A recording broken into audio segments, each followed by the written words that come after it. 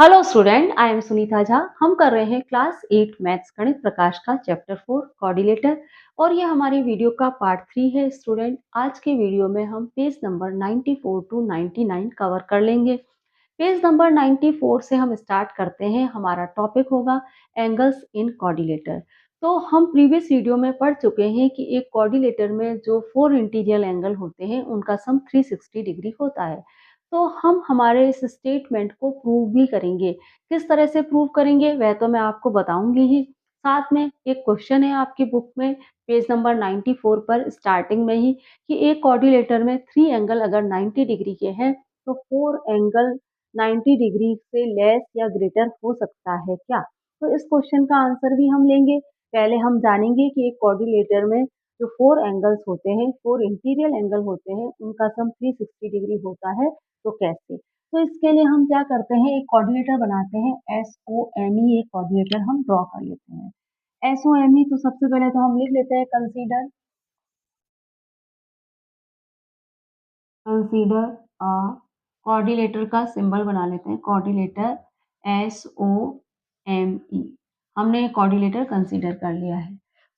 इस कोऑर्डिनेटर में हम SM डायगोनल ड्रॉ कर लेते हैं। Draw a diagonal SM। अब इस तरह से हमें 2 ट्रायंगल मिल गए। देखिए SEM और SOM देख पा रहे हैं आप? इस तरह से यहाँ पे हमें 2 ट्रायंगल मिल गए हैं। मैं आपको बता देती हूँ कौन-कौन से। एक ट्रायंगल तो मिल गया हमें SEM, एक ट्रायंगल तो हमको मिल गया SEM और दूसरा ट्रायंगल हमें मिल गया है SOM। देख पा रहे हैं? और दूसरा ट्रायंगल आपको मिल गया SOM। इस तरह से यहाँ पे हमें 2 ट्रायंगल मिल गए हैं। अब हम क्या करेंगे, तो हम लिख लेते हैं यहाँ पे we get two triangle, we get two triangle, two two triangles, triangle एक तो है ट्रायंगल SEM, एक ट्रायंगल तो हमें SEM मिला है एंड ट्रायंगल SOM। अब आपको पता है कि ट्रायंगल SEM में एंगल 1, एंगल 2 एंड एंगल 3 इनका सम 180 डिग्री होगा, क्योंकि angle sum interior angle of triangle 180 degree होता है। Sum of interior angle of triangle 180 degree होता है।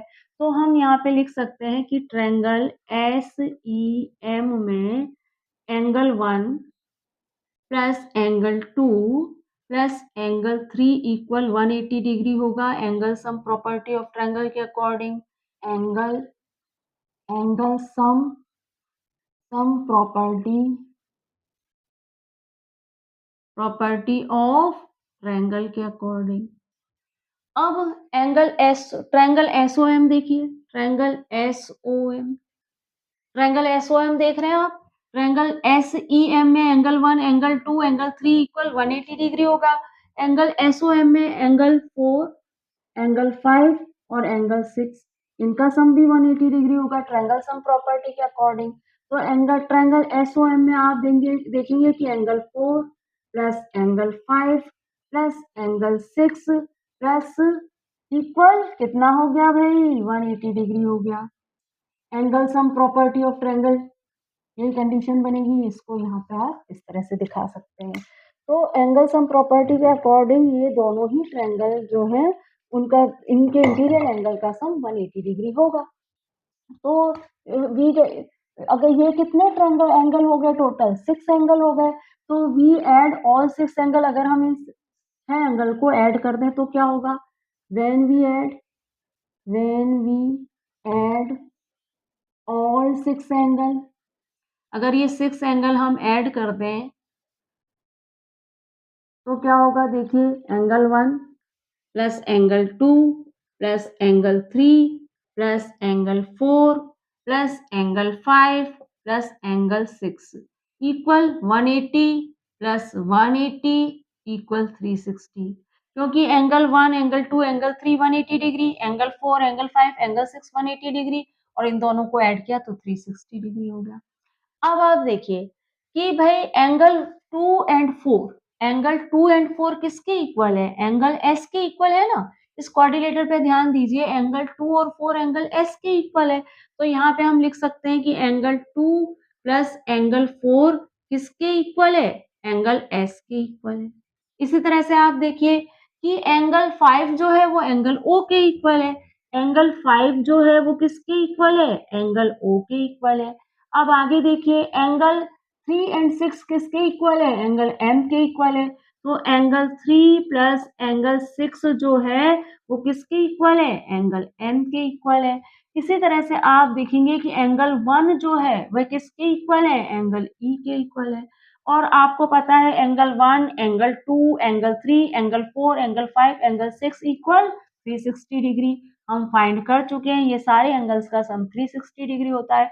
तो एंगल 2, 4 क्या है? एंगल एस है। एंगल 5 क्या है? एंगल ओ है। एंगल 3, 6 क्या है? एंगल एम है। और एंगल 1 क्या है? Angle E. तो ये भी क्या हुआ? 360 तो हुआ।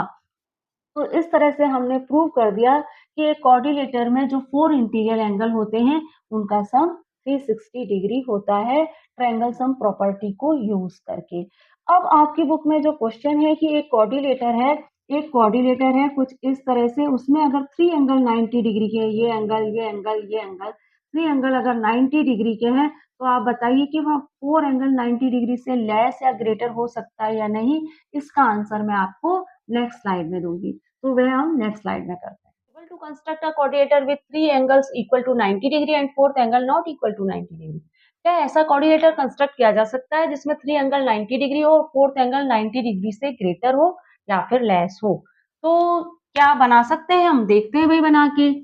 एक एंगल 90 डिग्री है, सेकेंड एंगल भी 90 डिग्री है अकॉर्डिंग टू क्वेश्चन, और थर्ड एंगल भी 90 डिग्री है। तो आप देखेंगे फोर्थ एंगल ऑटोमेटिकली 90 डिग्री का ही बनेगा, क्योंकि एक क्वाड्रिलेटर में 4 एंगल जो होते हैं उनका सम 360 डिग्री होता है। तो अगर ये एंगल 90 डिग्री है, ये भी 90 है, ये भी 90 है, तो 4 ऑटोमेटिकली 90 डिग्री ही बनेगा।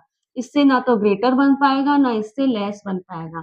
और अच्छे से प्रूव कर देते हैं इनके sum of interior angle of a quadrilateral की प्रॉपर्टी को यूज करके। तो आपको पता है in a quadrilateral sum of in a in a in a in a quadrilateral sum of interior angle angles equal to 360 degree, आपको पता है। अब according to question if angle A according to question in coordinator A B C D, angle A plus angle B plus angle C plus angle D। Angle A क्या है? 90 degree. Angle B हम क्या करते हैं? 100 मान के देखते हैं। Angle C 90 degree, angle D भी 90 डिग्री। कितना मिलेगा? 370। इन सबको ऐड करेंगे 370 मिलेगा। तो it is not possible, it is not possible. क्यों पॉसिबल नहीं है? Because in a quadrilateral sum of interior angle equal to 360 degree, और यहाँ पे हमें क्या मिल रहा है? 370 डिग्री मिल रहा है, इसलिए ये पॉसिबल नहीं है। अब क्या करते हैं, हमने एंगल बी को 100 मान के देखा, अब क्या करते हैं? लेस देन 90 मान के देखते हैं। तो according to question if in quadrilateral if in quadrilateral A B C D, angle A plus angle B plus angle C plus angle D. Angle A 90 degree, angle B अब की बार 80 मान लीजिए, 90 angle C और angle D भी 90, कितना मिलेगा? 350। इन सबका सम क्या होगा? 350। तो हम क्या कह रहे हैं? It is not possible, not possible if three angle if in a coordinator if in a coordinator three angle equal to equal to 90 degree, 90 degree fourth angle always equal to 90 degree. तो समझ आ गया आपको। अब आपकी book में जो next topic है वह क्या है कि more quadrilateral with parallel opposite side, ऐसे और कोऑर्डिनेटर जिनकी पैरेलल अपोजिट साइड होती है वह मैं आपको नेक्स्ट स्लाइड में पढ़ाती हूँ।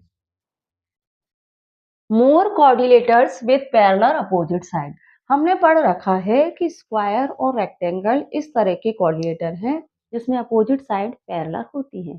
तो क्या स्क्वायर और रेक्टेंगल के अलावा और भी कोऑर्डिनेटर हैं जिसमें अपोजिट साइड पैरेलल होती है? मैं आपके लिए एक फिगर बना रही हूँ, इस फिगर को आप ध्यान से देखिए। ये हमारे पास एक फिगर है ए बी सी डी, इस पे वर्टेक्स है और इस फिगर में आप देख रहे हैं कि ये साइड इस साइड के पैरेलल है और ये साइड इस साइड के पैरेलल है। और रेक्टेंगल और स्क्वायर में भी तो ऐसा ही होता है, अपोजिट साइड पैरेलल होती है। तो क्या मैं इसको रेक्टेंगल या स्क्वायर बोल सकती हूँ? पहले आप देखिए, रेक्टेंगल कुछ इस टाइप का फिगर होता है। रेक्टेंगल में भी अपोजिट साइड पैरेलल होती है, ये साइड इसके पैरेलल है और ये साइड इसके पैरेलल है। और स्क्वायर में भी अपोजिट साइड पैरेलल होती है, ये साइड इसके पैरेलल है और ये साइड इसके पैरेलल है। तो ये जो फिगर मैंने बनाया है, ये जो कोऑर्डिनेटर मैंने बनाया है, क्या मैं इसको रेक्टेंगल या स्क्वायर में से कुछ बोल सकती हूँ? इसके पास भी अपोजिट साइड पैरेलल है, लेकिन फिर भी मैं इसको रेक्टेंगल या स्क्वायर नाम नहीं दे सकती। क्यों नहीं दे सकती भाई? क्योंकि आपको पता है कि रेक्टेंगल और स्क्वायर में जो वर्टेक्स पे एंगल बनते हैं, रेक्टेंगल और स्क्वायर में वर्टेक्स पे जो एंगल बनते हैं वह होते हैं 90 डिग्री के। और यहाँ पे वर्टेक्स पे जो एंगल बन रहे हैं वह 90 डिग्री के नहीं है। इसलिए मैं इस कोऑर्डिनेटर को रेक्टेंगल या स्क्वायर नहीं बोल सकती, मैं इसको अलग नाम दूंगी पैरेललोग्राम। ऐसा कोऑर्डिनेटर जिसमें अपोजिट साइड पैरेलल है और इक्वल भी है। ये इक्वल भी है, ये साइड इसके इक्वल है और ये साइड इसके इक्वल है। रेक्टेंगल और स्क्वायर में भी, रेक्टेंगल में भी अपोजिट साइड इक्वल होती है, ये साइड इसके इक्वल, ये साइड इसके इक्वल। और आपको पता है स्क्वायर में तो ऑल साइड ही इक्वल होती है। लेकिन फिर भी ये रेक्टेंगल या स्क्वायर इसको नाम नहीं दे सकते, क्योंकि यहाँ पे जो वर्टेक्स पे एंगल बन रहा होता है वो 90 डिग्री का नहीं होता है। तो मैं इस कोऑर्डिनेटर को क्या बोल सकती हूँ? मैं इस कोऑर्डिनेटर को बोल सकती हूँ कोऑर्डिनेटर, यहाँ लिख लेते हैं quadrilateral A B C D. Quadrilateral A B C D is a para parallelogram. ये क्या है? एक पैरेलेलोग्राम है। शॉर्ट में इसको आप इस तरह से लिख लीजिए, दो पैरेलल लाइन बना दीजिए और जीएम लिख दीजिए। इस तरह से आप इसे शॉर्ट में दिखा सकते हैं। अब हम पैरेललोग्राम की प्रॉपर्टी समझेंगे, किस तरह से इसे रेक्टेंगल और स्क्वायर से कंपेयर करेंगे, पैरेललोग्राम की प्रॉपर्टी भी क्लियर हो जाएगी। आप ध्यान से देखिए। अब आपको पता है कि भाई आपको पता है कि रेक्टेंगल में जो अपोजिट एंग, आपने इतना तो समझ लिया कि पैरेललोग्राम में अपोजिट साइड पैरेलल होती है और इक्वल होती है। रेक्टेंगल में भी अपोजिट साइड पैरेलल होती है और इक्वल होती है। ये समानता पैरेललोग्राम और रेक्टेंगल में है। और रेक्टेंगल में जो अपोजिट एंगल होते हैं वह क्या होते हैं? अपोजिट एंगल इक्वल होते हैं। पैरेललोग्राम में भी अपोजिट एंगल इक्वल ही होते हैं। ये एंगल इस एंगल के इक्वल है, ये एंगल इस एंगल के इक्वल है।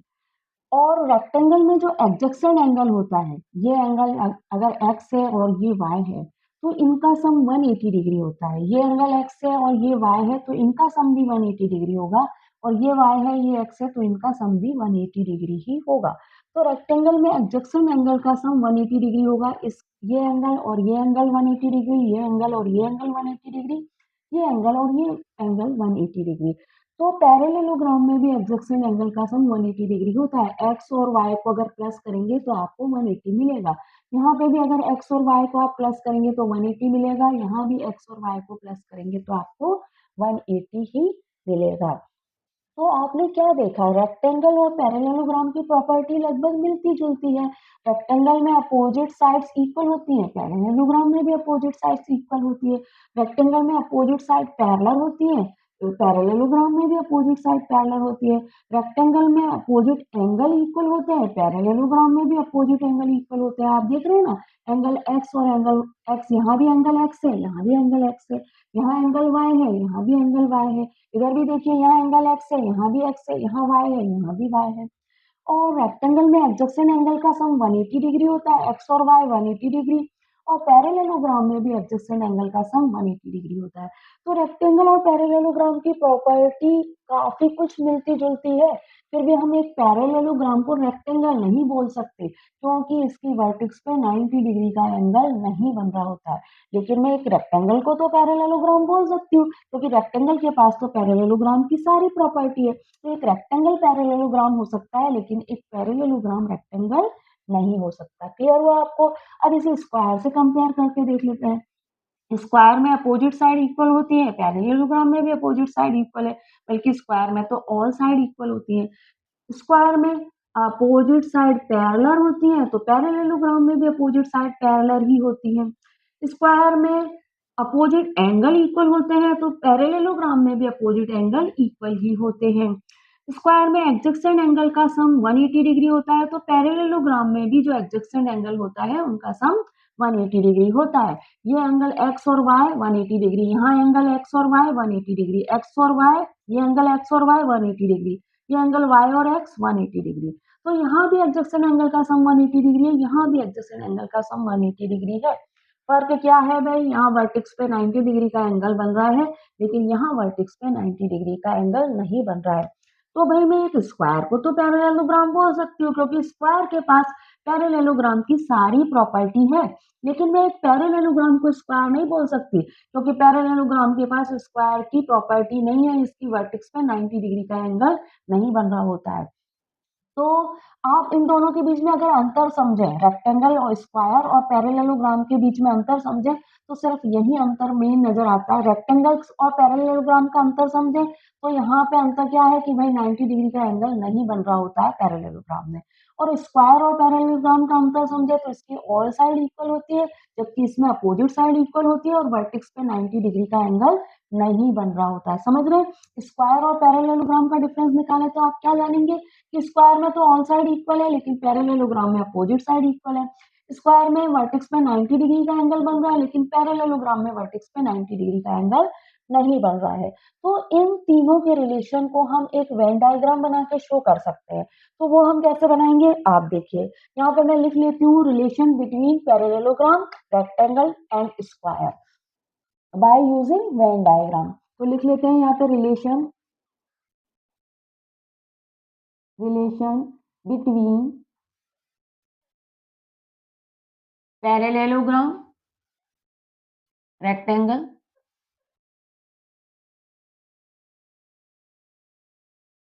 Square by using a Venn diagram। अब देखिए वेन डायग्राम कैसे बनाएंगे, ये तो मैं इरेज कर देती हूँ, क्योंकि ये तो समझाने के लिए था। इन तीनों का रिलेशन समझाने के लिए मैंने यहाँ पे रेक्टेंगल और स्क्वायर बनाया था। अब हम क्या करते हैं, एक वेन डायग्राम बना के इन तीनों के रिलेशन को शो करते हैं। अब मैं सबसे पहला काम तो क्या करूंगी कि एक ओवल सर्किल बनाऊंगी। एक ओवल सर्किल मैंने ड्रॉ कर लिया। इस ओवल सर्किल में मैंने पैरेललोग्राम रखी,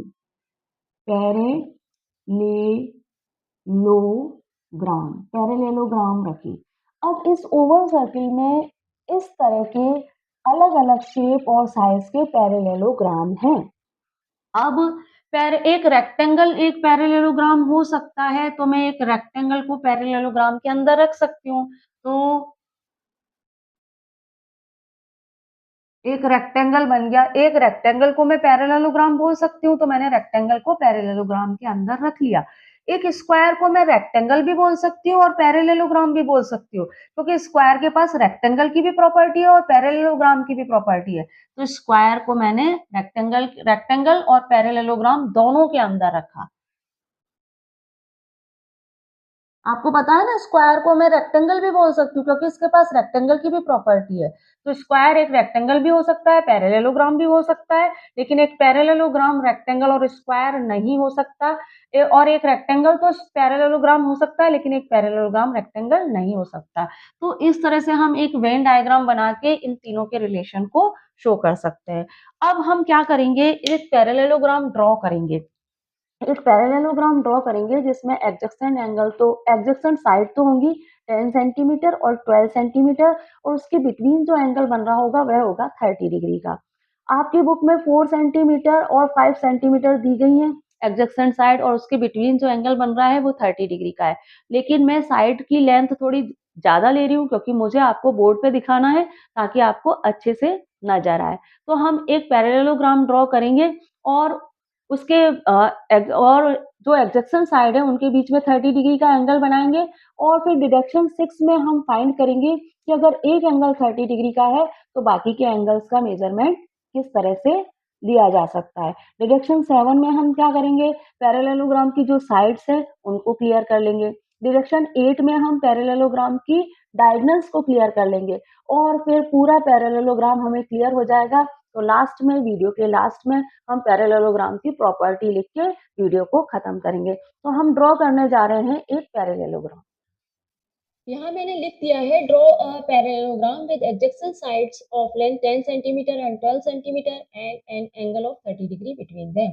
आपको एक पैरेललोग्राम ड्रॉ करना है जिसकी एडजेसेंट साइड 10 सेंटीमीटर और 12 सेंटीमीटर की है, और इसके बिटवीन जो एंगल बन रहा होगा वो 30 डिग्री का होगा। तो हम क्या करते हैं, पहले एक रफ स्केच बना के देखते हैं। आप 10 सेंटीमीटर की लाइन सेगमेंट ले लीजिए या 12 सेंटीमीटर की लाइन सेगमेंट ले लीजिए, दोनों में से कोई भी लाइन सेगमेंट आप बेस पर ले सकते हैं। तो मैं क्या करती हूँ, 10 सेंटीमीटर की लाइन सेगमेंट लेती हूँ। मान लीजिए ये 10 सेंटीमीटर की लाइन सेगमेंट है, ए बी 10 सेंटीमीटर है। अब हमें क्या करना है, 10 सेंटीमीटर की लाइन सेगमेंट और 12 सेंटीमीटर की लाइन सेगमेंट के बिटवीन 30 डिग्री का एंगल बनाना है। तो मैं क्या करूँगी, ए पॉइंट्स पर प्रोट्रैक्टर के सेंटर को रखूँगी और 30 डिग्री मार्क करूँगी। मान लीजिए 30 डिग्री मुझे यहाँ मिला। तो मैं क्या करूँगी, इस मार्क को और ए पॉइंट को जॉइन कर दूँगी। इस मार्क को और ए पॉइंट को जॉइन कर दिया मैंने इस तरह से, और ये हमें मिल गया 30 डिग्री का एंगल।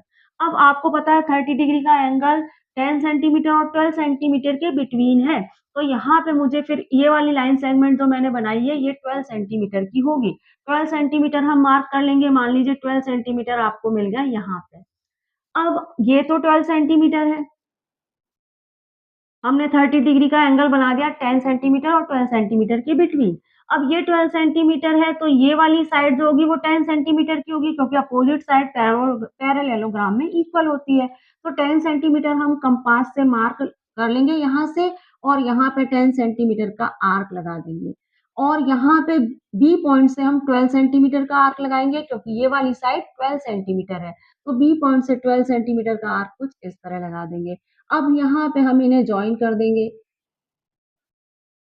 यहाँ पे हम इनको इस तरह से जॉइन करेंगे और इस तरह से हमें एक पैरेललोग्राम मिल जाएगा जिसमें ये साइड 10 है तो ये भी 10 सेंटीमीटर है। ये साइड अगर 12 है तो ये भी 12 सेंटीमीटर है, और ए बी सी डी इस तरह से हमें एक पैरेललोग्राम यहाँ पे मिल जाएगा। अब एक फेयर फिगर हम बनाते हैं। आप देखिए कि हम स्केल से 10 सेंटीमीटर की लाइन सेगमेंट बनाएंगे। स्केल में ये 0 सेंटीमीटर है और ये 10 सेंटीमीटर है। तो मैं 10 सेंटीमीटर की लाइन सेगमेंट बनाने जा रही हूँ। सबसे पहले तो मैं क्या करूँगी कि 0 सेंटीमीटर मार्क कर लूँगी। 0 सेंटीमीटर मैंने मार्क किया यहाँ पे और 10 सेंटीमीटर मैंने मार्क किया यहाँ पे, और इन दोनों मार्क को मैंने जॉइन कर दिया। तो ये हो गई 10 सेंटीमीटर की लाइन सेगमेंट, और इसे नाम दे दिया मैंने ए एंड बी। अब ए पॉइंट पे मुझे क्या करना है, 30 डिग्री का एंगल बनाना है। तो मैं ए पॉइंट पे 30 डिग्री का एंगल बनाती हूँ। ये मेरा प्रोटेक्टर है।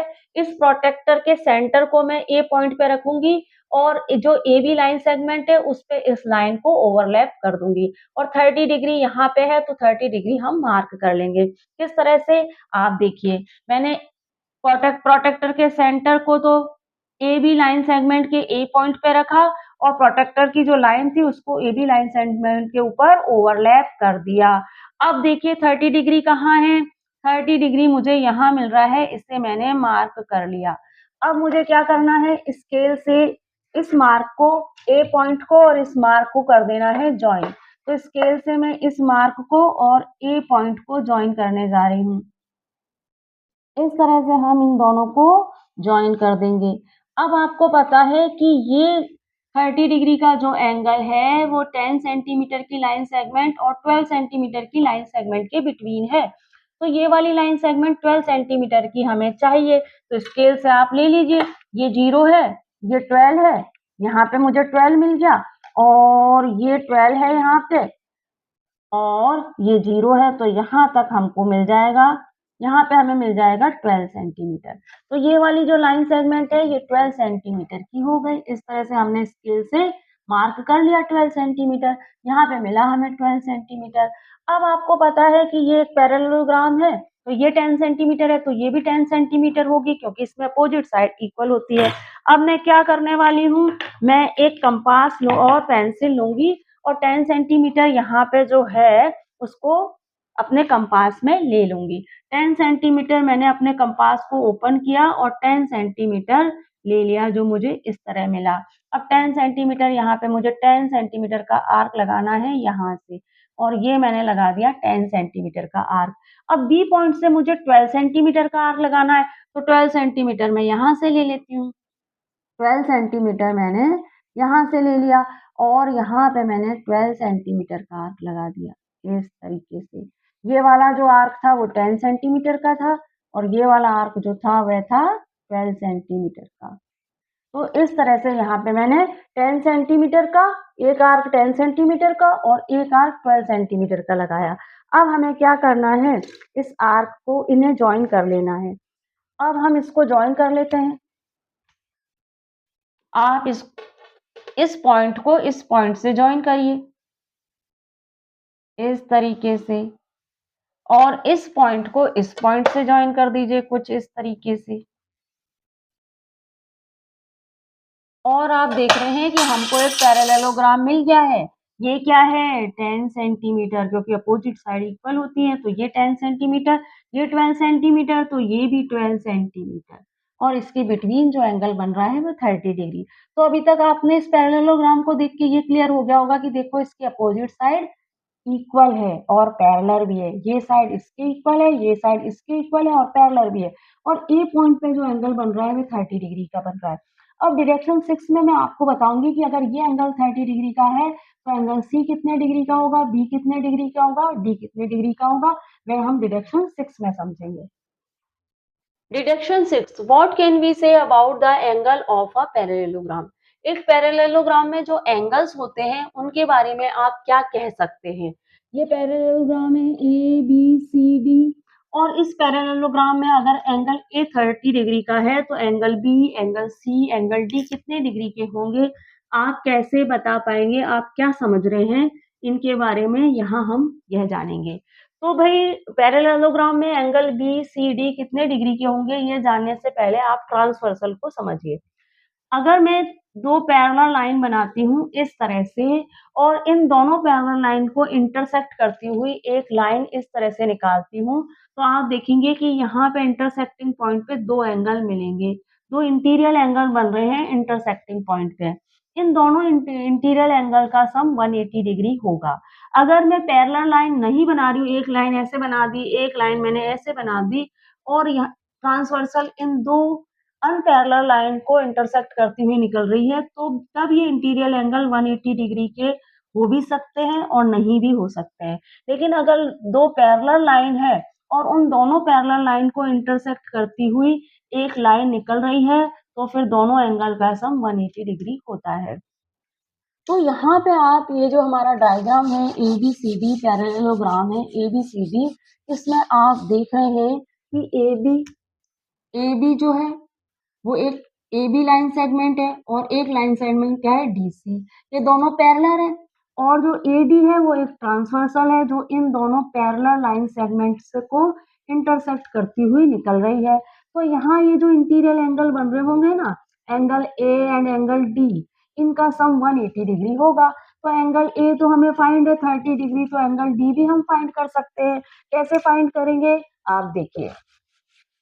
अब आप सबसे पहले तो हम लिखेंगे कि भाई in in parallelogram A B C D, आप क्या देख रहे हैं कि ए बी जो है वो पैरेलल है डी सी के, ए बी डी सी के पैरेलल है। एंड और आप क्या देख रहे हैं, एंड ए डी इज आ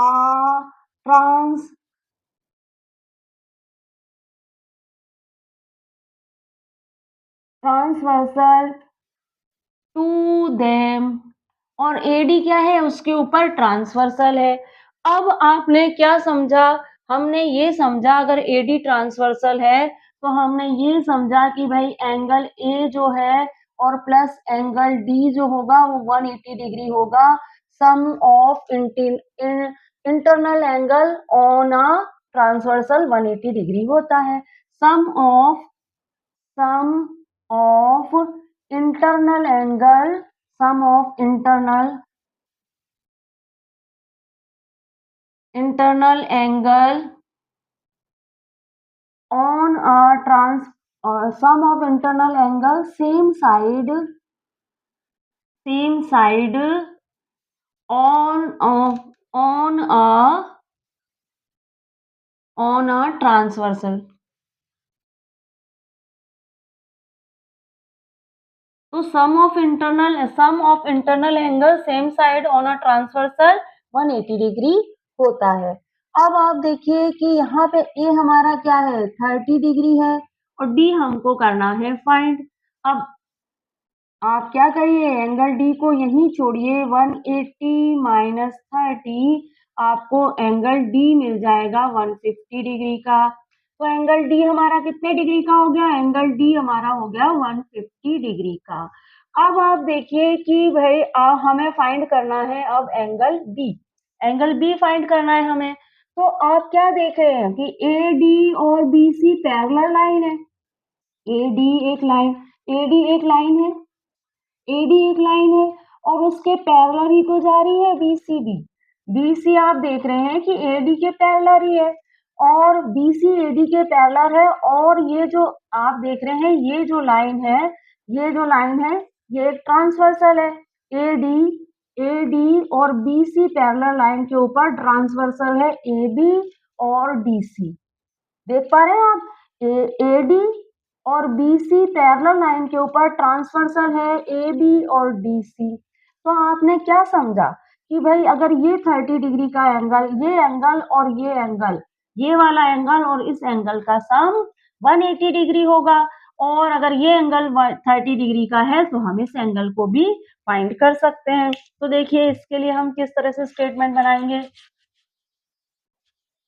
अब आप यहाँ पे लिख लीजिए कि भाई एडी जो है, AD parallel to BC, AD BC के पैरेलल है। And AB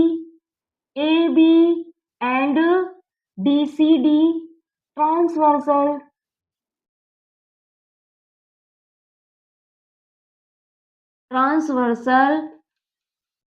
on them. तो ये उसके ऊपर ट्रांसवर्सल है। अब आप क्या समझ रहे हैं, आप समझ रहे हैं कि angle A plus angle B equal 180 degree. तो एंगल ए अगर 30 डिग्री का है तो एंगल बी हम फाइंड कर सकते हैं कि भाई एंगल बी कैसे फाइंड करेंगे। एंगल बी को आप यहीं छोड़िए और 180 माइनस 30 इक्वल एंगल बी आपको मिल जाएगा, एंगल बी आपका होगा 150 डिग्री का। तो एंगल बी कितने डिग्री का हो गया, एंगल बी हो गया 150 डिग्री का। तो इस तरह से हमने एंगल बी भी फाइंड कर लिया। अब आपको फाइंड करना है एंगल सी। अब आप देख रहे हैं कि भाई ए डी और बी सी जो पैरेलल लाइन है उसके ऊपर ट्रांसवर्सल डी सी है ना, तो आप देखिए यहाँ पे लिख लीजिए कि भाई यहाँ पे हमने लिख ही लिया है कि ए डी और बी सी के ऊपर ट्रांसवर्सल है सी डी। तो आपने क्या हम कैसे लिख सकते हैं कि angle D plus angle C equal 180 degree. कैसे जाना हमने, sum of interior angle same side of transversal 180 degree होता है। आप चाहें तो लिख लीजिए sum of internal internal angle same side of a transversal.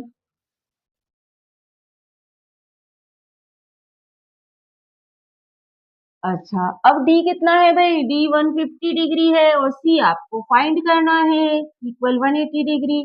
तो एंगल सी है 180 माइनस 150 इक्वल एंगल सी कितने डिग्री का हो गया, 30 डिग्री का। तो एंगल सी हो गया आपका 30 डिग्री का। तो भाई देखिए एंगल ए तो हमें फाइंड था, एंगल बी सी डी हमने सभी एंगल फाइंड कर लिए हैं। एंगल बी है 150 डिग्री, एंगल सी है 30 डिग्री और एंगल डी है आपका 150 डिग्री। यहाँ पे हमने जो भी एंगल फाइंड करे हैं उनको हम यहाँ पे हाईलाइट भी कर लेते हैं। देखिए एंगल डी है हमारा 150 डिग्री का और एंगल बी भी हमारा 150 डिग्री का है और एंगल सी हमारा 30 डिग्री का है और एंगल ए तो हमें फाइंड था ही। तो अब आप इस पैरेललोग्राम को देखने के बाद क्या समझ रहे हैं? इस पैरेललोग्राम को देखने के बाद हम क्या समझ रहे हैं कि जो एडजेसेंट एंगल होता है उनका सम 180 डिग्री होता है। एडजेसेंट एंगल क्या है? ए का एडजेसेंट एंगल क्या है? एंगल डी है। ए का एडजेसेंट एंगल एंगल बी, मतलब एक ही आपका जो एक सामने वाले एंगल, ये जो एंगल है ये एंगल है तो इसके सामने वाला एंगल कौन सा होगा? ये वाला होगा या फिर ये वाला होगा। तो ए एंगल के सामने वाला एंगल ये वाला या फिर ये वाला।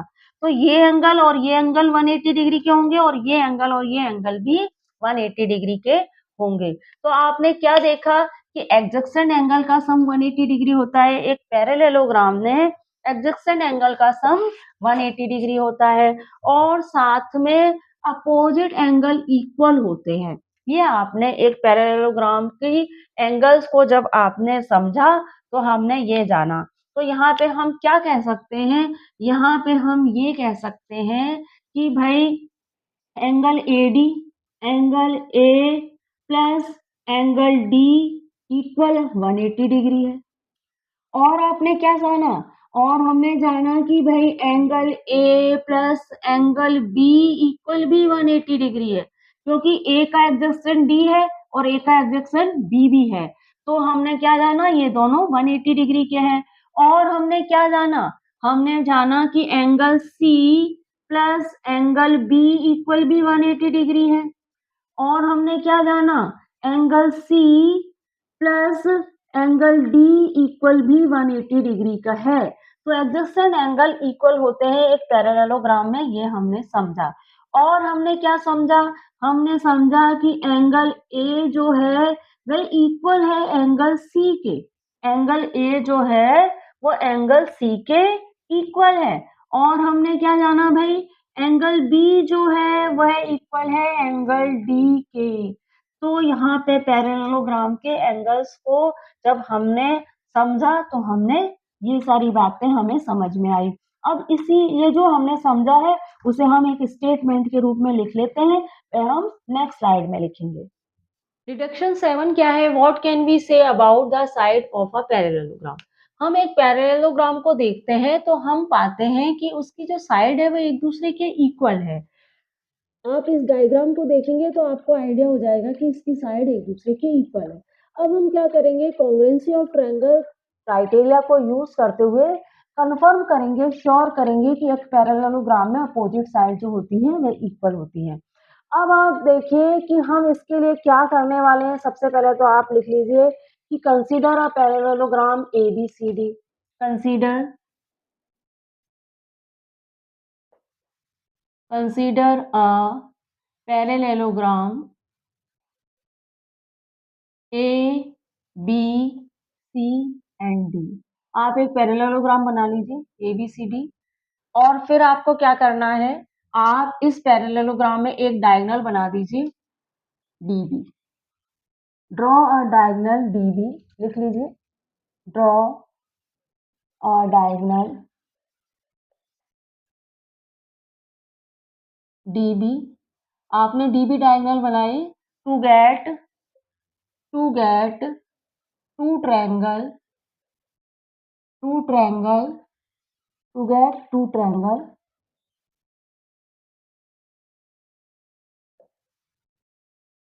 To get two triangle. कौन कौन से ट्रायंगल? ट्रायंगल हमने लिया एक तो A B D triangle, A B D, और हमने लिया and triangle C D B, C D B. अब आप देखिए हमें ये दो ट्रायंगल मिल गए। हमारे पास पैरेललोग्राम था ए बी सी डी, इसमें हमने एक डायगोनल ड्रॉ कर दी हमने बी डी या डी बी, और हमें दो ट्रायंगल मिल गए ए बी डी और सी डी बी। दो ट्रायंगल हमें यहाँ मिल गए हैं। अब हम क्या करते हैं, आपको पता है कि ये है तो पैरेललोग्राम ही, और इसका अगर ये एंगल और ये एंगल एक दूसरे का इक्वल है, एंगल ए और एंगल सी एक दूसरे के इक्वल है, क्योंकि ये दोनों ट्रायंगल मिलकर एक पैरेललोग्राम ही तो बना रहे हैं और अपोजिट एंगल इक्वल होते हैं। तो हम क्या कह सकते हैं, हम ये कह सकते हैं कि एंगल ए जो है वह इक्वल है एंगल सी के, क्योंकि opposite angle equal in a parallelogram. Opposite opposite angles are equal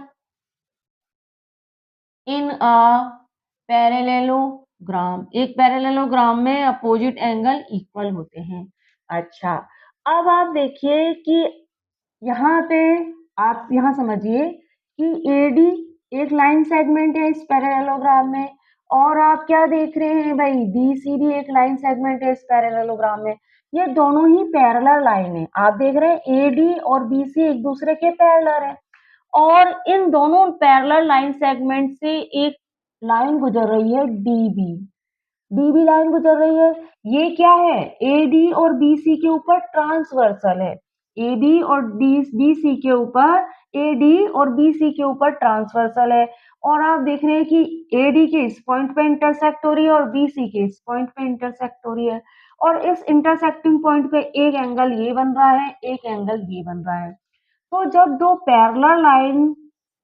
parallel line से एक ट्रांसवर्सल इस तरह से गुजर रही है कि दो अल्टरनेट अपोजिट एंगल बन रहे हैं। ट्रांसवर्सल इस तरह से गुजर रही है कि यहाँ पे एक पॉइंट यहाँ बन रहा है, यहाँ पे इंटरसेक्ट हो रही है डी पॉइंट पे, एडी के डी पॉइंट पे इंटरसेक्ट हो रही है और बीसी के बी पॉइंट पे इंटरसेक्ट हो रही है, और यहाँ पे अल्टरनेट अपोजिट एंगल बना रही है। तो ये जो अल्टरनेट अपोजिट एंगल होते हैं ये एक दूसरे के इक्वल होते हैं। तो यहाँ पे आप देखिए कि एडी और बीसी पैरेलल लाइन सेगमेंट है, और डीबी क्या है, ट्रांसवर्सल है एडी और बीसी के ऊपर। और यहाँ जो अल्टरनेट अपोजिट एंगल ये ट्रांसवर्सल बना रही है एडी एडी और बीसी पे जहां इंटरसेक्ट हो रही है, वहां पे ये जो अल्टरनेट अपोजिट एंगल बना रही है ये एक दूसरे के इक्वल है। ट्रांसवर्सल जहां भी इंटरसेक्ट हो रही है वहां अल्टरनेट अपोजिट एंगल बन रहे हैं, और ये एंगल्स जो है वो एक दूसरे के इक्वल हैं। तो हम क्या कह सकते हैं भाई, हम कह सकते हैं कि एंगल डी जो है वो एंगल बी के इक्वल है, क्योंकि अल्टरनेट अपोजिट एंगल है ये, है ना, ऑफ अ ट्रांसवर्सल। तो यहाँ पे हम लिख सकते हैं कि जो एंगल डी है वह इक्वल है एंगल बी के, और यहाँ पे लिख दीजिए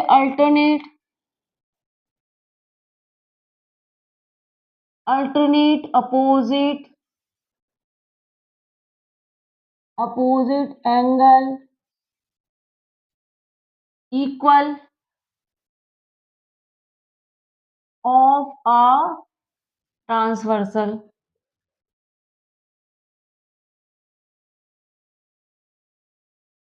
अच्छा, एक चीज आप और समझिए, ये अल्टरनेट अपोजिट एंगल उसी कंडीशन में इक्वल होती है जब ये दो लाइन एक दूसरे के पैरेलल है। अब ये लाइन एक दूसरे के पैरेलल है तभी ये इक्वल है। अगर अनपैरेलल लाइन है, जैसे कि एक लाइन ऐसे जा रही है, एक लाइन ऐसे जा रही है और यहाँ से ये ट्रांसवर्सल इस लाइन को यहाँ से इंटरसेक्ट कर रही है और इसको यहाँ पे इंटरसेक्ट कर रही है, इस तरह से ये ट्रांसवर्सल गुजर रही है। एक एंगल यहाँ बन रहा है, ये यहाँ बन रहा है, ये भी तो अल्टरनेट अपोजिट एंगल है, लेकिन ये एक दूसरे के इक्वल नहीं है। इक्वल कब होते हैं? जब दो लाइन सेगमेंट एक दूसरे के पैरेलल हो, तभी ट्रांसवर्सल जिस पॉइंट पे इंटरसेक्ट होती है वहां अल्टरनेट अपोजिट एंगल इक्वल होते हैं।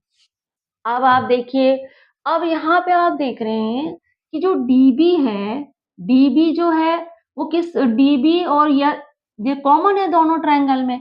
डीबी जो लाइन सेगमेंट है वो दोनों ही ट्रायंगल में कॉमन है। तो आप क्या देख रहे हैं कि साइड साइड डीबी बोलूं या मैं बीडी बोलूं, साइड डीबी कॉमन। तो आप यहाँ पे क्या पा रहे हैं? आप ये पा रहे हैं कि इन दोनों ट्रायंगल में एंगल ए एंगल सी के इक्वल है, एंगल डी एंगल बी के इक्वल है और साइड कॉमन है। तो यहाँ पे क्या कंडीशन बन रही है दोनों ट्रायंगल में? दोनों ट्रायंगल एक दूसरे के कॉन्ग्रुएंट है और एएएस कंडीशन बन रही है। एएएस कंडीशन यहाँ पे बन रही है। तो हम कह सकते हैं कि ट्रायंगल ट्रायंगल एबीडी कॉन्ग्रुएंट है। ट्रायंगल एबीडी जो है वह कॉन्ग्रुएंट है ट्रायंगल ट्रायंगल ट्रायंगल सीडीबी के by by A S condition.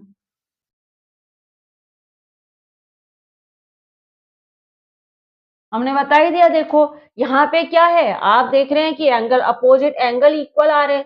Angle यहाँ भी अपोजिट है, ये एंगल ए एंगल सी के इक्वल है, एंगल डी एंगल बी के इक्वल है और साइड कॉमन है। तो यहाँ पे दोनों ट्रायंगल में आप देख रहे हैं एक दूसरे के कॉन्ग्रुएंट है और एएस कंडीशन बन रही है। अब कॉन्ग्रुएंट होने का मतलब क्या है? दोनों ट्रायंगल एक दूसरे के कॉन्ग्रुएंट है, इसका मतलब क्या है कि अगर ये दोनों ट्रायंगल को अगर एक दूसरे के पर ओवरलैप करें तो ये एक दूसरे को कवर कर लेंगे। एंगल्स इसमें ये इन दोनों ट्रायंगल की साइड और एंगल इक्वल होंगे।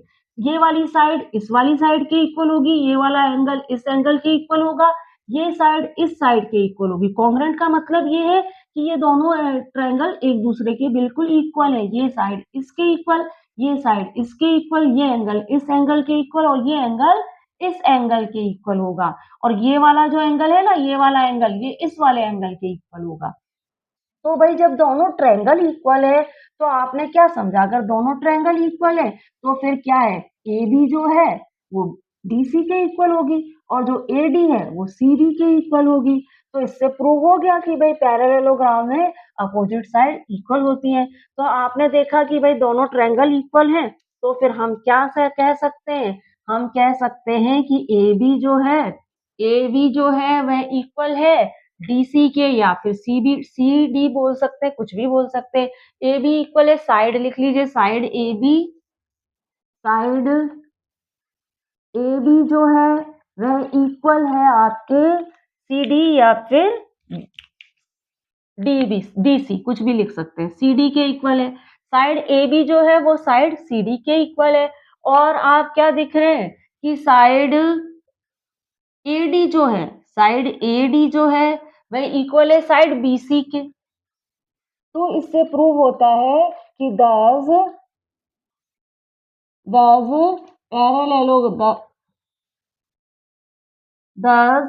Parallelogram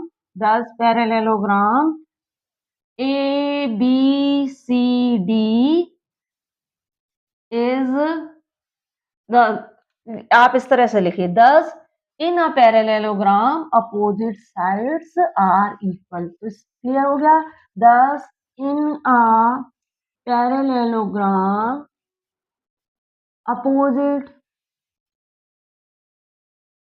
opposite sides are equal. इससे पता पड़ता है कि एक पैरेललोग्राम में अपोजिट साइड्स इक्वल होती है। 10 in a parallelogram opposite sides are equal. Clear हुआ? अब आपसे एक चीज आपको और समझानी है कि मैंने इन दोनों ट्रायंगल को कॉन्ग्रेंट लिखा। कैसे लिखा? एक ट्रायंगल तो मैंने लिखा भाई, एक ट्रायंगल तो लिखा मैंने ए, मैंने कहा कि भाई ट्रायंगल, मैंने आपसे कहा कि ट्रायंगल, पेन बदलना पड़ेगा, इस चीज को आप अच्छे से समझिए। मैंने कहा कि triangle A B D, triangle A B D congruent है, triangle A B D congruent है ट्रायंगल सी डी बी के। ऐसे ऐसे हमने कॉन्ग्रेंट प्रूव किया है, ए बी डी कॉन्ग्रेंट है सी डी बी के। अब अगर मैं इसको इस तरह से लिखूं, अब अगर मैं इस तरह से लिखने के जगह मैं ऐसे लिख देती हूं कि triangle A B D congruent है ट्रायंगल सी बी डी के, सी बी डी के। अब की बार मैं सी डी बी लिखने के बजाय सी बी डी लिख देती हूँ, और मैं कह रही हूँ कि मैं ऐसे, तो क्या मैं इस तरह से लिख रही हूँ, तो क्या ये करेक्ट है? तो आप देखिए कि ये करेक्ट नहीं है, ये करेक्ट नहीं है। आपको इसी तरह से कॉन्ग्रुएंसी प्रूव करनी है दो ट्रायंगल के बीच में, तो आपको इसी तरह से लिखना होगा। करेक्ट क्यों नहीं है? आप देखिए कि मैं कह रही हूँ एंगल ए जो है वो एंगल सी के इक्वल है। ठीक है भाई, एंगल ए एंगल सी के इक्वल है।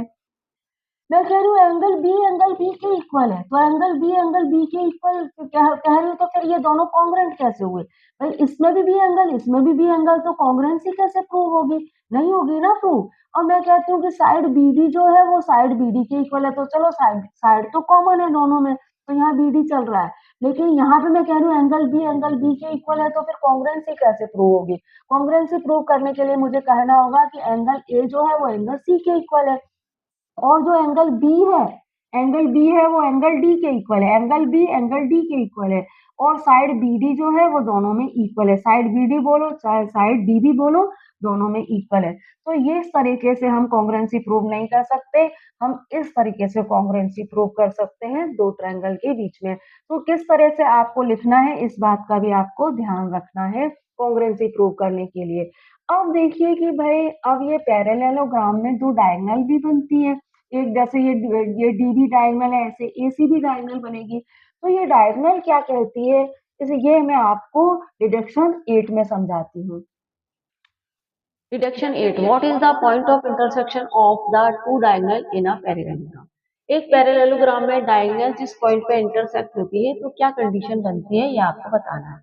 हमने स्क्वायर और रेक्टेंगल में पढ़ा कि डायगोनल जिस पॉइंट पे इंटरसेक्ट होती है, तो वहां वह एक दूसरे को बाइसेक्ट करती है, दो इक्वल पार्ट में डिवाइड करती है, और रेक्टेंगल और स्क्वायर दोनों की डायगोनल इक्वल लेंथ की होती है। और पैरेललोग्राम में क्या कंडीशन बनती है वह हम समझते हैं। अब आप देखिए कि हमारे पास पैरेललोग्राम है ई ए एस वाई, ये पैरेललोग्राम है। इसमें डायगोनल, एक डायगोनल है ए वाई, एक डायगोनल तो है ए वाई, और दूसरी डायगोनल है ई एस। मैं ई एस भी बोल सकती हूँ, एस ई भी बोल सकती हूँ, ए वाई भी बोल सकती हूँ, और वाई ए भी बोल सकती हूँ। दो डायगोनल मैंने इस पैरेललोग्राम में बना ली। तो यहाँ पे हम सबसे पहले तो लिख लेते हैं कि consider a parallelogram E A S Y. Consider a parallelogram, हमने एक पैरेललोग्राम कंसीडर किया है जिसका नाम है ई ए एस वाई। अब draw two diagonal, draw two diagonal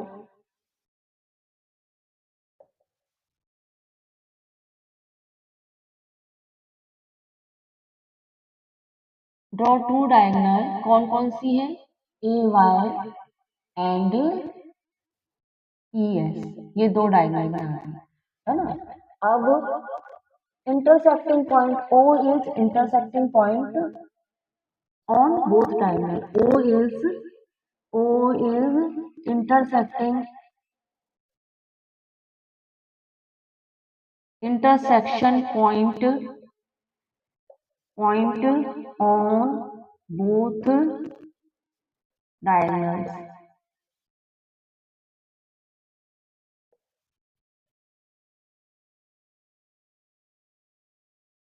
अच्छा, this way we get two triangle, इस तरह हमें दो ट्रायंगल मिल रहे हैं ए ओ ई और वाई ओ एस। तो हमें यहाँ पे दो ट्रायंगल मिल जाते हैं। मैं यहाँ सेपरेट बना देती हूँ आपके लिए।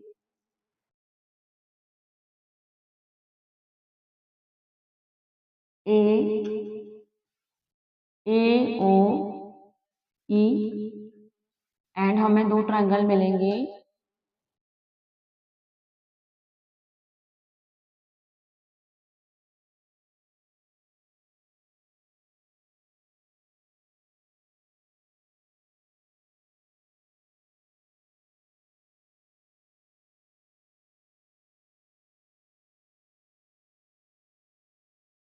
इस तरह से। यहाँ पे हमें दो ट्रायंगल मिल जाएंगे, एक तो मिल जाएगा ए ओ ई और दूसरा मिल जाएगा वाई ओ एंड एस। इस तरह से यहाँ दो ट्रायंगल हमें मिल रहे हैं। तो यहाँ लिख लेते हैं this way we get two triangle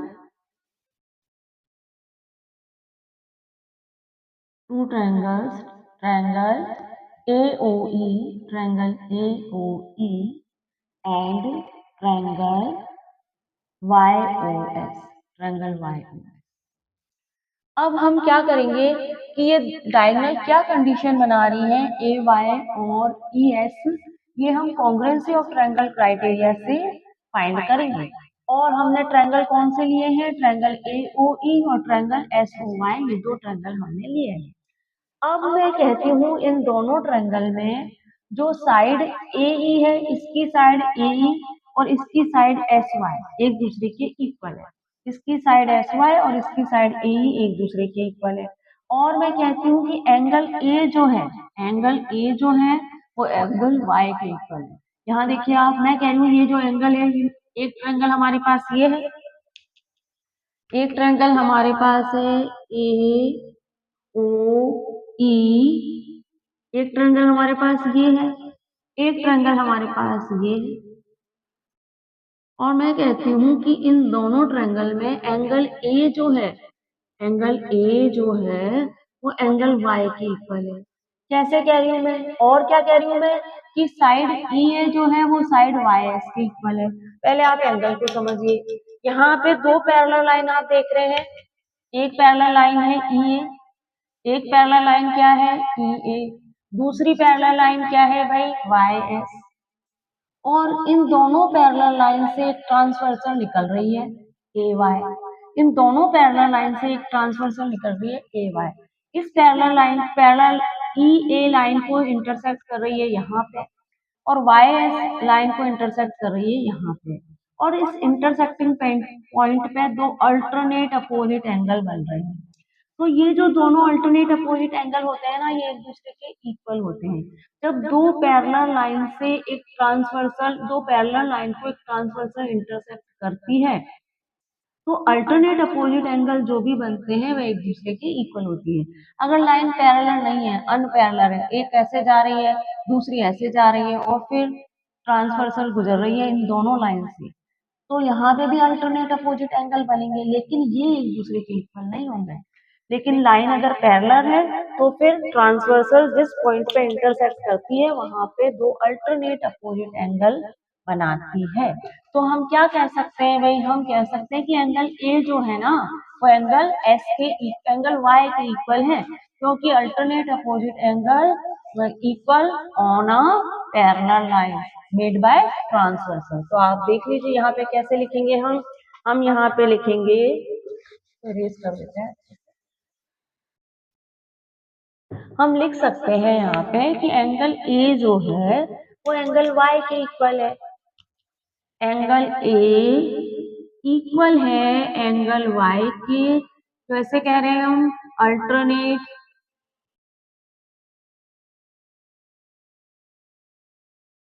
alternate opposite angle. यहाँ पे और इसको अच्छे से कर लीजिए। When parallel line intersect by a transversal, when parallel line when parallel line intersect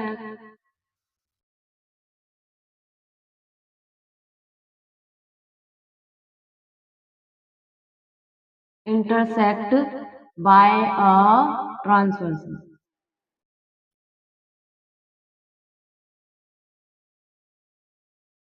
alternate opposite angle equal होते हैं। अल्टरनेट अपोजिट एंगल क्या होते हैं? इक्वल होते हैं। कब होते हैं?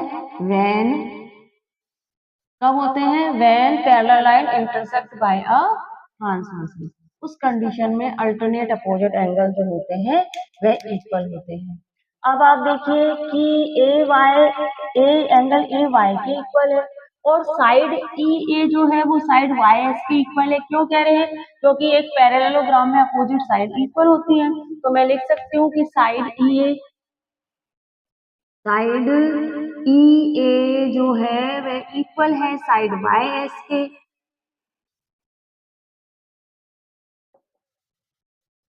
और यहाँ पे लिख देते हैं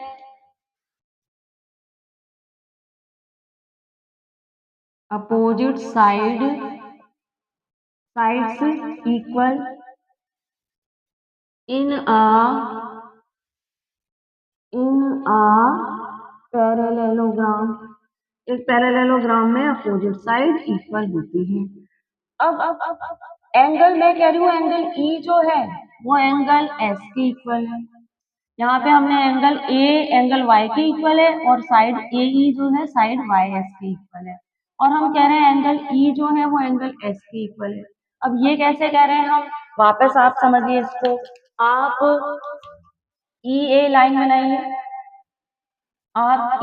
बनाइए, और आप वाई एस लाइन बनाइए।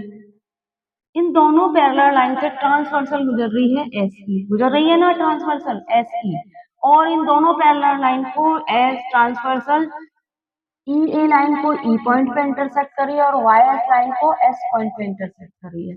और इस इंटरसेक्टिंग पॉइंट पे दो अल्टरनेट अपोजिट एंगल बन रहे हैं जो एक दूसरे के इक्वल होते हैं अगर लाइन पैरेलल हो तो यहाँ पे हम क्या कह सकते हैं भाई? यहाँ हम कह सकते हैं कि एंगल ई और एंगल एस एक दूसरे के इक्वल है क्योंकि पैरेलल लाइन पे ट्रांसवर्सल जो एंगल बनाती है पैरेलल लाइन पे transversal alternate opposite angle equal बनाती है। तो यहाँ पे हम लिख सकते हैं कि एंगल ई जो है वो इक्वल है एंगल एस के। कैसे? Alternate opposite angle equal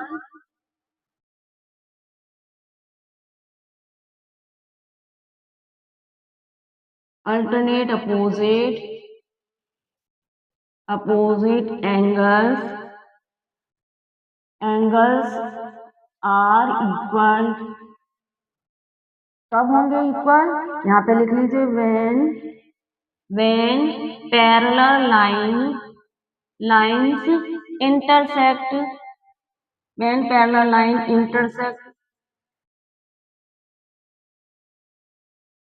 by a transversal। जब parallel line alternate opposite angle equal है when parallel line intersect by a transversal. जब पैरेलल लाइन ट्रांसवर्सल इंटरसेक्ट होती है किसी ट्रांसवर्सल द्वारा तब ऐसी कंडीशन बनती है। तो आप क्या देख रहे हैं? आप यहाँ पे देख रहे हैं कि एंगल ए जो है वो एंगल वाई के इक्वल है।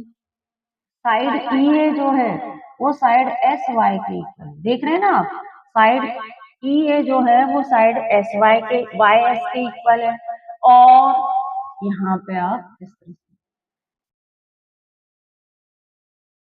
इसके इक्वल है। और आप क्या देख रहे हैं कि एंगल ई जो है वो एंगल एस के इक्वल है। देख पा रहे हैं आप? एंगल ई जो है वो एंगल एस के इक्वल है। यहाँ पे इस तरह से कंडीशन बन रही है। तो हम क्या कह सकते हैं? हम कह सकते हैं कि भाई ट्रायंगल ए ओ ई और triangle Y O S congruent है। क्या कंडीशन बन रही है? ए एस ए कंडीशन बन रही है। इसलिए हम कह सकते हैं कि दोनों एक दूसरे के कॉन्ग्रुएंट हैं। तो मैं यहाँ लिख सकती हूँ कि ट्रायंगल, हम क्या लिख सकते हैं यहाँ पे? ट्रायंगल AOE जो है वह कॉन्ग्रुएंट है। ट्रायंगल AOE कॉन्ग्रुएंट है वाई वाई ओ एस के बाय बाय, यहाँ वाई इस वाले वाई को ऊपर बना, Y by A S A condition.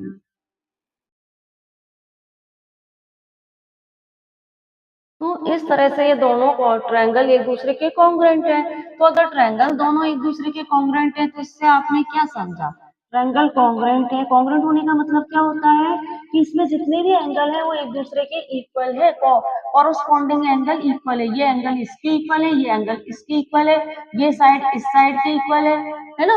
यहाँ पे मैंने एंगल गलत बना दिया, एंगल यहाँ बना, ये वाला एंगल, हम ये दो ट्रायंगल ले रहे हैं ना, तो ये वाला एंगल इस वाले एंगल।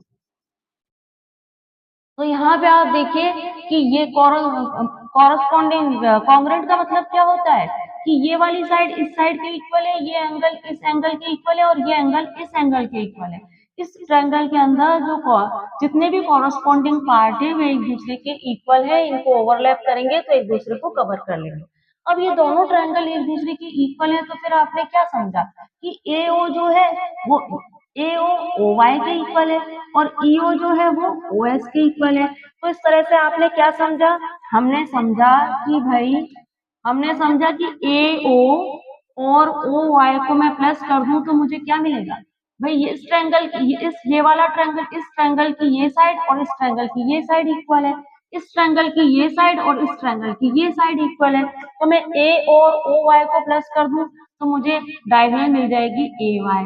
इसी तरह से मैं EO और OS को प्लस कर दूं तो मुझे डायगोनल मिल जाएगी ES। तो मैंने क्या समझा यहाँ पे मैंने ये समझा कि यहाँ पे जो दोनों ये पैरेललोग्राम में जो डायगोनल है वे बाइसेक्ट हो रही है, एक दूसरे को बाइसेक्ट कर रही है। लेकिन डायगोनल बाइसेक्ट कर रही है इसका मतलब इक्वल पार्ट में डिवाइड हो रही है। लेकिन एक बात आपको और भी समझनी है कि पैरेललोग्राम में डायगोनल एक दूसरे की इक्वल नहीं होती है। अगर मान लीजिए ये डायगोनल 10 सेंटीमीटर की है तो हो सकता है ये 8 सेंटीमीटर की ही हो।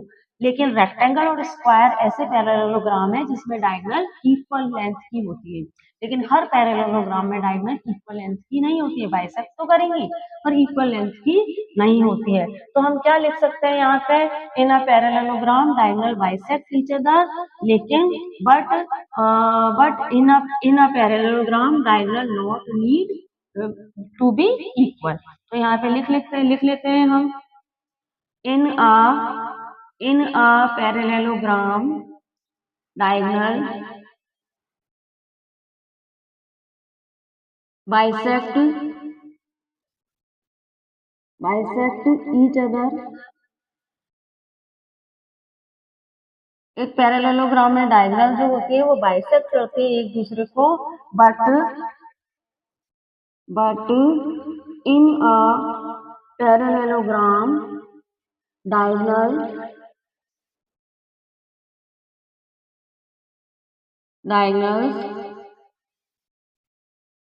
नीड नॉट बी इक्वल, है ना। लेकिन डायगोनल इक्वल हो, बोथ डायगोनल इक्वल हो ऐसा जरूरी नहीं है। अभी हम पैरेललोग्राम की प्रॉपर्टी में पैरेललोग्राम के लिए हमने जो भी पढ़ा है वो सब लिख देंगे। अभी आप यहाँ पे जो हमने डायगोनल्स के बारे में समझा वह मैंने आपको बता दिया है। अच्छा, अब एक चीज आप और समझिए, मैंने ट्रायंगल AOE और ट्रायंगल YOS लिखा।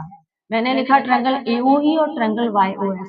क्या मैं इस तरह से लिख सकती थी? यहाँ देखिए आप ध्यान से कि मैंने लिखा ट्रायंगल AOE कॉन्ग्रुएंट है ट्रायंगल YOS की, लेकिन अब की बार मैं लिख देती हूँ SOY की। मैं कहती हूँ कि ट्रायंगल AOE कॉन्ग्रुएंट है ट्रायंगल SOY की, ट्रायंगल SOY की। तो क्या ये सही है? आप देखिए कि भाई एंगल A जो है वो एंगल Y के इक्वल है, एंगल A जो है वो एंगल Y के इक्वल है। लेकिन यहाँ पे क्या कहा जा रहा है, एंगल A एंगल S के इक्वल है। तो क्या एंगल A एंगल S के इक्वल है? ये डायगोनल की लेंथ ज्यादा है इस डायगोनल से, तो एंगल A एंगल S के इक्वल कैसे होगा? नहीं होगा। सिर्फ ऐसी कंडीशन रेक्टेंगल और स्क्वायर में बनती है। तो यहाँ पे एंगल A एंगल S के इक्वल नहीं है। अच्छा, एंगल ओ कॉमन है दोनों में, तो हम एंगल ओ को हमने मिडिल में रख लिया। अब एंगल ई एंगल वाई के इक्वल है क्या? एंगल ई एंगल वाई के इक्वल नहीं है। आप देख रहे हैं कि भाई एंगल ई तो एंगल एस के इक्वल है। ये डायगोनल, इस डायगोनल पे जो एंगल बने हैं वह एक दूसरे के इक्वल है। इस ट्रांसवर्सल पे जो अल्टरनेट अपोजिट एंगल बने वह एक दूसरे के इक्वल है, और इस ट्रांसवर्सल पे जो अल्टरनेट अपोजिट एंगल बने वह एक दूसरे के इक्वल है। एंगल ई और एंगल वाई इक्वल नहीं है। तो इस तरह से हम दो ट्रायंगल को कॉन्ग्रुएंट प्रूव नहीं कर सकते। कॉन्ग्रुएंट प्रूव करने के लिए हमें ऐसे लिखना होगा, यही सही तरीका है। तो अब हम क्या करते हैं, पैरेललोग्राम की प्रॉपर्टी और लिख लेते हैं, तो पैरेललोग्राम आपको और भी अच्छे से क्लियर हो जाए। प्रॉपर्टी ऑफ पैरेललोग्राम, फर्स्ट है the opposite side of a parallelogram equal. Parallelogram में अपोजिट साइड इक्वल होती है। The opposite side of a parallelogram are parallel in a parallelogram the adjacent angle add up 180 degree and the opposite angle are equal।